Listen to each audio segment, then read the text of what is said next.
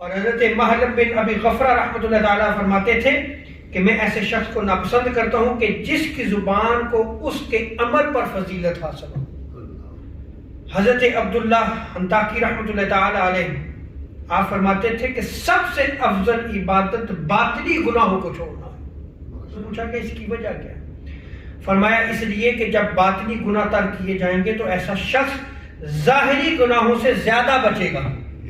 اور جس کی خلوت اس کی جلوت سے افضل ہو تو یہی حقیقی فضیلت ہے۔ خلوت میں جو ہے وہ زیادہ خوف خدا رکھنے والا ہو، زیادہ پرہیزگار ہو، نیکی کرنے والا، جسے کوئی دیکھ نہ سکے۔ جلوت میں تو ہر کوئی کرتا ہے،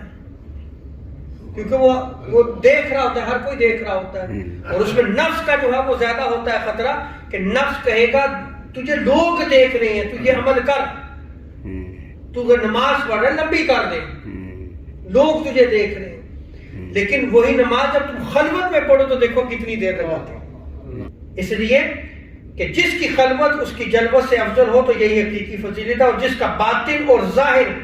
دونوں برابر ہو تو یہ عدل ہے، اور جس کا ظاہر اس کے باطن سے افضل ہو تو یہ اپنے آپ پہ ظلم ہے۔ اسی لیے حضرت عتبہ بن عامر رحمۃ اللہ تعالیٰ علیہ فرماتے تھے کہ جب بندے کا باطن اس کے ظاہر کے موافق ہو جائے، یعنی ظاہر اور باطن دونوں برابر ہو جائیں، تو اللہ تعالیٰ اپنے فرشتوں سے فرماتا ہے کہ یہ میرا سچا بندہ ہے۔ عبد الواحد بن زید رحمۃ اللہ تعالیٰ فرمایا کرتے تھے کہ حضرت حسن بصری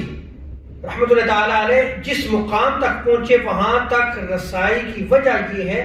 کہ جب وہ لوگوں کو کسی بات کا حکم دیتے تو عمل میں سب سے زیادہ خود سبقت کرنے والے ہوتے تھے،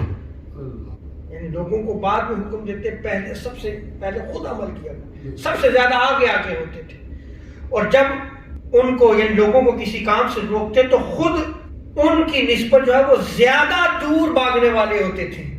کہ میں اس عمل سے لوگوں کو روک رہا ہوں تو میں سب سے پہلے خود دور بھاگوں اس عمل سے جس سے میں روک رہا ہوں۔ اور ہم لوگ کہتے تھے کہ حضرت حسن بصری رحمۃ اللہ تعالیٰ علیہ سے بڑھ کر